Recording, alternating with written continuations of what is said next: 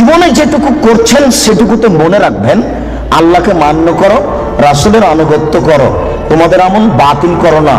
শিরক করলে আল্লাহকে মান্য করা কেটে যায়, আর বিদআত করলে রাসূলের আনুগত্য কেটে যায়। শিরক করলে আল্লাহকে অপমান করা হয়, আর বিদআত করলে রাসূলকে অপমান করা হয়। শিরক করলে অতীতের নেকি নষ্ট হয়, আর বিদআত করলে আর ইবাদত কবুল হবে না। শিরক ঠেকায় পিছন দিককে, আর বিদআত ঠেকায় সামনের দিককে। বুঝতে পারলাম না? শিরক করলে আল্লাহকে অপমান করা হয়, আর বিদআত করলে রাসূলকে অপমান করা হয়। বুঝাতে পারলাম না মনে হয়। না হয় আরেকটু বলি।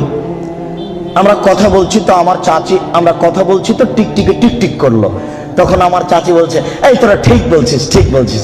ও একটা প্রাণী, আমি কথা বলছি, ও ঠিক বললাম, টিকটিকে কথাই এটা হতে পারে কি করে?